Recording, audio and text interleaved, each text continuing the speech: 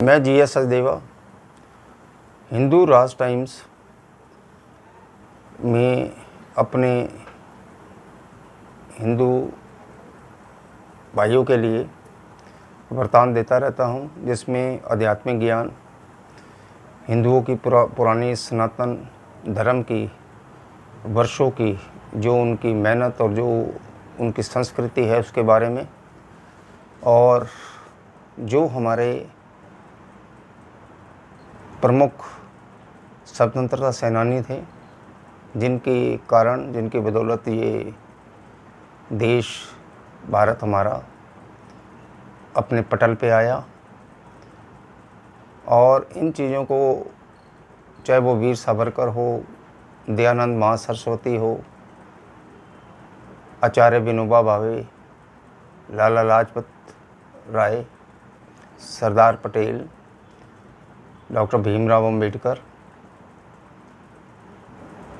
इन का इसके साथ ही मैं महाराणा प्रताप, शिवाजी, झांसी की रानी और इन को जिन्होंने पुरानी सभ्यता में एक नींव रखी, हमारी संस्कृति की, हमारे को मजबूत करने की, हमारे में सनातन धर्म पैदा करने की जो उनकी आकांक्षाएं थी।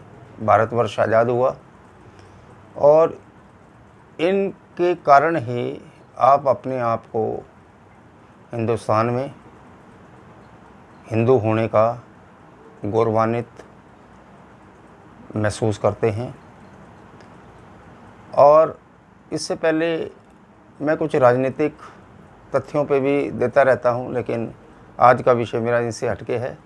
मैं आज सिर्फ अध्यात्मवाद पे आपको एक ज्ञान का संदेश दूंगा। हमारा हिंदुस्तान जो भारतवर्ष है, इसमें सनातनी प्रथा 10,000 वर्ष पुरानी है। कोई 5,000 वर्ष पुराना कहता है। 5,000 वर्ष तो पहले आपके स्वामी दयानंद सरस्वती ने आर्य समाज की नींव रखी थी, और शंकराचार्य को आए भी काफ़ी समय इसमें निकल गया है। तो उसमें काफ़ी चीज़ें ऐसी हैं जो कि हिंदुओं के बोध में नहीं आती, और पुरानी सरकारों ने पुराने इतिहास में छुपाने के लिए कुछ आपसे तथ्यों का खुलासा होने से आगे सामने नहीं आई है, जिसका बोध कराना बहुत ज़रूरी है। क्योंकि पुरानी संस्कृति का अगर हिंदुओं को में बोध नहीं होगा तो उनको लिए आगे उनकी बुद्धि का विकास, बच्चों को आने वाले भविष्य का हिंदू संस्कृति में मेलजोल क्या था, कैसे थी, और आपकी ये जितने भी पुराने आप कई बार देखते हो कि मंदिर हैं और जो कि 2000 वर्ष पुराने हैं, जो शिव शंकर के और दूसरे हैं, आपको मिलते रहते हैं। उसकी पुरानी संस्कृति आर्कियोलॉजिकल ऑफ इंडिया में उनके दस्तावेज मिलते रहते हैं। तो ये आप इन चीज़ का ज़रूर आपने स्मरण करना चाहिए, अध्ययन करना चाहिए। मैं आपको पहले कह, पुस्तकों का अध्ययन इंसान के लिए सबसे महत्वपूर्ण है। उसके ज्ञान का जब विकास होगा तो तब ये भारतवर्ष अपनी एक नई ऊंचाई को, जो उसकी आध्यात्मिक है स्थिति, वहाँ तक पहुँच सकता है, पहुँचना भी चाहिए। आज मैं आपको ये बताऊँगा कि जो हमारे लोगों ने, हम मानव शरीर जब यहाँ पे आए और हमने इस सृष्टि को देखा, बच्चे थे, बच्चे के बाद बड़े हुए, जवान होता है, फिर उसके दूसरी अवस्था में पहुँचता है, आखिर में प्रौढ़ अवस्था में पहुँचते हुए परमात्मा तक वो विलीन हो जाता है। इंसान ने आज तक, देखो मैं आपको बताऊँ कि हम जब चीज़ों के ग्रहण में, एक आपकी पेट है, आपकी भूख उतनी लगती है और आप उससे ज़्यादा खा जाते हो तो वो आपके शरीर को ख़राब कर जाता है।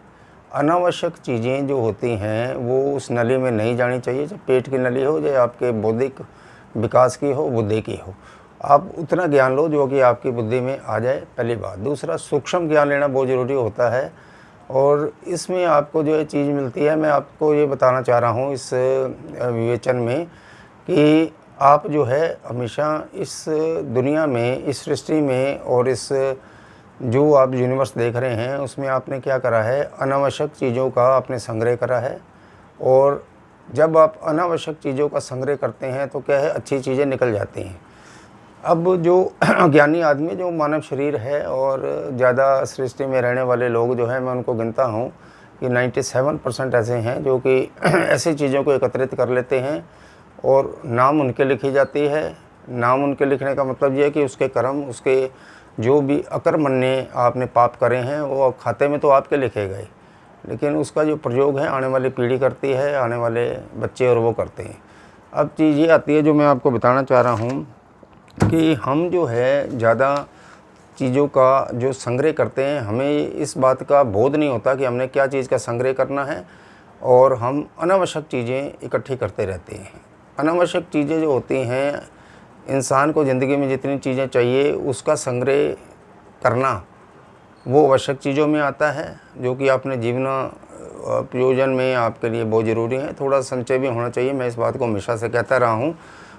आपके परिवार को, फैमिली को आगे के लिए चीज़ के लिए इसको संग्रह करना पड़ता है, लेकिन जो आप अनावश्यक चीज़ों का संग्रह करते रहते हैं, मान के चलो मैं आपको एक उदाहरण देता हूँ कि किसी का एक मकान है, अगर एक मकान में वो रह सकता है और मकान जो उसकी सुलभता के लिए और उसके लिए ठीक है, उसके बावजूद भी वो क्या करता है कि ज़्यादा मकान बना लेता है। वो अगर 10 मकान उसके पास है तो 9 तो उसके खाते में चढ़ गए। उसको बनाने में, उसको वहाँ तक चीज़ को पहुँचाने में, 10 मकान बनाने में उसने कुछ पाप भी किए होंगे, कोई धर्म का पैसा भी आया होगा, ऐसे 10 मकान नहीं बनते। दूसरी बात, अब चीज़ ये आ जाओ, उसको भी छोड़ दो।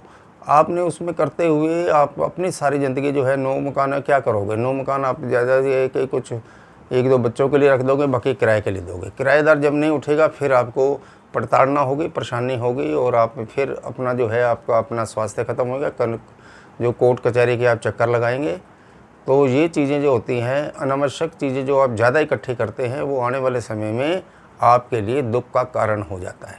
तो आपने अपनी ज़िंदगी में, मेरे कहने का बोध ये है, जो मैं ज्ञान आपको देना चाह रहा हूँ, कि अनावश्यक चीज़ें आप इकट्ठी ना करें, संग्रह उतना करें जितना आप अपने जीवन में उसका सदुपयोग कर सकें, अपनी ज़िंदगी आराम से परमात्मा की देव शक्ति के चरणों में रह के आप जी सकें। एक बात। दूसरा, जो ज्ञानी है वो क्या करता है कि इन चीज़ों को, भौतिक चीज़ों को बिल्कुल शून्य समझता है, वो आवश्यक चीज़ें इकट्ठी करता है। आवश्यक चीज़ें क्या है, मैं आज आपको बताता हूँ। आवश्यक चीज़ें ये हैं, आपका आत्मा का विकास, परमात्मा की ओर आपका ध्यान, अध्यात्मवाद की खोज। जब जब आप सूक्ष्म शरीर में जाएंगे और उसको आराम से उसको पढ़ेंगे, तब आपको ये पता चलेगा कि ये जो चीज़ें हैं, जो ये संसार इकट्ठा कर रहा है, ये तो भौतिक चीज़ें हैं, मेरे लिए आवश्यक नहीं है। क्योंकि जो चीज़ें आप अच्छी इकट्ठी करेंगे, क्योंकि आपका ये शरीर नश्वर है, अविनाशी सिर्फ देव शक्ति है, परमात्मा है। इसके अलावा सारा जो आप जो ये यूनिवर्स में देख रहे हैं, ये सब ख़त्म होने वाला है, आपको भटकाने वाला है, और आने वाले समय में ये नश्वर की ओर ही ले जाता है, क्योंकि इंसान का शरीर खुद नश्वर है। अनावश्यक चीज़ों को जो जिनको ज्ञान आ जाता है, क्योंकि हम लोग अज्ञानी हैं। मैं आपको बता दूं, 97% of the peoples in the universe are ignorant. You may say that the person is educated, but on the path of dharma, karma and experience, knowledge of soul and nature is almost within 3%, and 97% are ignorant of these educated things relating to nature, soul. हम जो है इकट्ठा करते रहते हैं इन चीज़ों को, अनावश्यक चीज़ों को। ज्ञानी जो होता है वो, क्योंकि उसको ये पता चला ये शरीर नश्वर है और मुझे अपना परमात्मा में, हमें इस शरीर को मिल जाना है।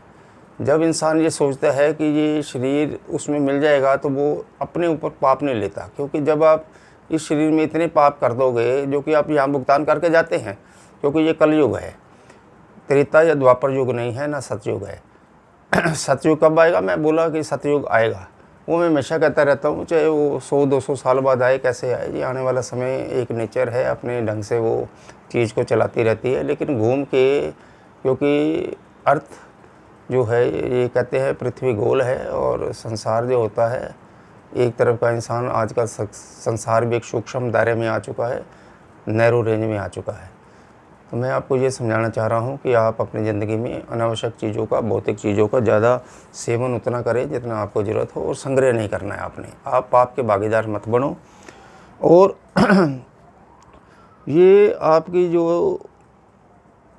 आपको ये पता है, संसार जो है परिवर्तनशील है, परिवर्तन होते रहते हैं इसमें। और जो आज आपकी संज्ञा है कल को बदल भी सकती है, क्योंकि बुद्धि जो होती है ये बड़ा विचरण करती है, अध्यात्म की ओर भी जाती है, भौतिक चीज़ों की ओर भी जाती है, और सारे संसार की जो देखने की उसकी प्रबल लालसा होती है वो चलती रहती है। लेकिन इच्छाओं का कभी भी जो होती है, जैसे घी, आप उसमें आग में थोड़ा घी डालोगे तो वो क्या होगा? आग ये बताओ कि सुलगेगी, बड़ी होगी या कम होगी? वो सुलग जाएगी। तो मेरे ये तात्पर्य कहने का ये है कि आग जब सुलगती है उसमें अगर आप घी डाल रहे हो, जैसे इच्छाएं आपकी पूरी हुई, मैं उस बात पे आ रहा हूँ, उदाहरण दे रहा हूँ, ये उदाहरण दिया मैंने आपको। लेकिन अगर आपकी इच्छाएं पूर्ति होती जाएंगी तो आपकी और विशेष जो है इच्छाएं बढ़ती जाएंगी। इच्छाओं का बढ़ना ही आप में जो है, ये जो लालसाओं का बढ़ना होता है, यही आपको अंधकार में ले जाता है, नश्वर की ओर ले जाता है। संसार नश्वर है, ये मैं आपको पहले बता चुका हूँ। अब अनावश्यक चीज़ों को इकट्ठा करना बंद करें, और भौतिक और उसमें आत्मिक ज्ञान में अगर लग जाएंगे तो आने वाले समय में बिल्कुल ये है, आपका शरीर आपको सूक्ष्म चीज़ों का सब पता चल जाएगा। इसके बाद मैं ये आज का वृत्तांत ये ख़त्म कर रहा हूँ इस सब्जेक्ट पे, और इसके बाद मैं आपको बताऊँगा कि शरीर जो है वो कितने होते हैं। जो आप देख रहे हैं ये एक स्थूल शरीर है, और करण शरीर और सूक्ष्म शरीर होता है। 3 तरह के शरीर है। जबकि आदमी में अज्ञानता होती है, उसको जो नज़र आ रहा है वो तो ये सामने वाले को देख के कहेगा शरीर तो सबका एक जैसा है, जिसमें अपना राज स्वामी सत्संग में भी बोला जाता है कि इसमें 9 द्वारें हैं। 9 द्वारों से ये सारा शरीर बना हुआ है। आँख, नाक, कान और ये हाथ पैर जो है ये सबसे मिला के बना है। मैं आपको शरीर के बारे में बताऊँगा और गुण भी बताऊँगा कि संसार में कितने तरह के गुण हैं, और आप किस में संदर्भ में हैं। आप अपना देख लेना कि आप कौन से ज्ञान में हैं और किस तरह में आप आगे आने वाले समय में रहना चाहते हैं, और इस देश को या अपने आप को एक व्यवहारिक तौर पे कहाँ तक ले जाना चाह रहे हैं। इस अध्यात्म ज्ञान को मैं अभी ख़त्म करता हूँ, और इसके बाद ये जो मैंने आरंभ किया चैनल, ये सोच के किया था, जो मेरी इच्छा थी, वो बलवती इच्छा यही होती है इंसान की कि जितना आदमी में ज्ञान है, जो कि एक देव शक्ति, एक परमात्मा है, वो देता है किसी इंसान को आगे बढ़ने का। इंसान कुछ नहीं कर सकता ज़िंदगी में। ये जो ह्यूमन बॉडी है, ये दिमाग से ही सारी चीज़ें आप करते हो, और दिमाग में आपको बता दिया था पहले कि जो बुद्धि है वो एक संकुचित दायरे में रहती है। नेचर, एक शक्ति जो है बहुत ताकतवर है, और ये हमारा दिमाग वहाँ तक नहीं पहुँच सकता। ये बहुत सीमित दायरों में चलता है, और परमात्मा ने उतना ही दिमाग दिया है जो इंसानों में। इंसान समझता है कि मेरा दिमाग उससे ज़्यादा, ऐसा है नहीं। बाकी परमात्मा की जो शक्ति है वो वेद मंडल से आती है, और जिसको जैसे उन्होंने देना है कर्म अनुसार वो देता रहता है। तो इस चीज़ की आप कभी भी अनिच्छा ना करें, या ये ना सोचें कि